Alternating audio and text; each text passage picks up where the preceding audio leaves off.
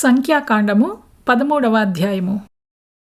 కాబట్టి వారు వెళ్ళి సీను అరణ్యము మొదలుకొని హమాతుకు పోవు మార్గముగా రెహోబు వరకు దేశ సంచారము చేసి చూచిరి. వారు దక్షిణ దిక్కున ప్రయాణము చేసి హెబ్రోనుకు వచ్చిరి. అక్కడ అనాకీయులు అహిమాను, షేషయి, తల్మయి అనువారుండిరి. ఆ హెబ్రోను ఐగుప్తులోని సోయను కంటే 7 ఏండ్లు ముందుగా కట్టబడెను. వారు ఎష్కోలు లోయలోనికి వచ్చి అక్కడ ఒక్క గెలగల ద్రాక్ష చెట్టు యొక్క కొమ్మను కోసి దండెతో 2 మోసిరి. మరియు వారు కొన్ని దానిమ్మ పండ్లను, కొన్ని అంజూరపు పండ్లను తెచ్చిరి. ఇజ్రాయేలీయులు అక్కడ కోసిన ద్రాక్షాగెలను బట్టి ఆ స్థలమునకు ఎష్కోలు లోయ అను పేరు పెట్టబడెను. వారు 40 దినములు ఆ దేశమును సంచరించి చూచి తిరిగి వచ్చిరి.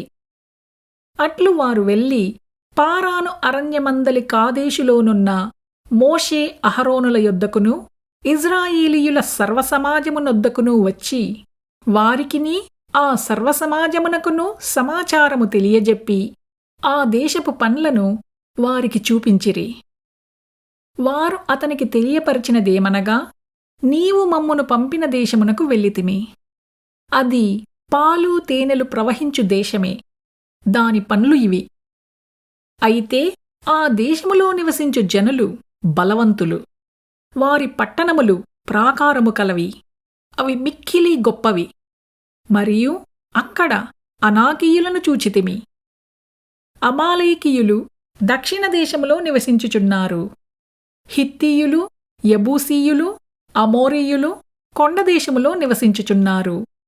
కనానీయులు సముద్రమునొద్దను యోర్దాను నదీ ప్రాంతములలోనూ నివసించుచున్నారని చెప్పిరి.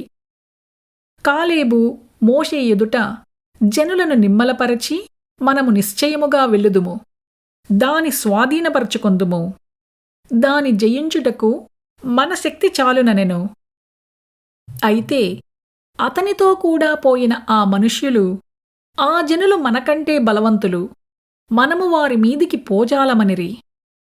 మరియు వారు తాము సంచరించి చూచిన దేశమును గూర్చి ఇజ్రాయేలీయులతో చెడ్డ సమాచారము చెప్పి, మేము సంచరించి చూచిన దేశము తన నివాసులను భక్షించు దేశము. దానిలో మాకు కనబడిన జనులందరూ ఉన్నతదేహులు. అక్కడ నెఫీలీయుల సంబంధులైన అనాకు వంశపు నెఫీలీయులను చూచితిమి. మా దృష్టికి మేము మిడుతల వలె ఉంటిమి, వారి దృష్టికిని అట్లే ఉంటిమనిరి.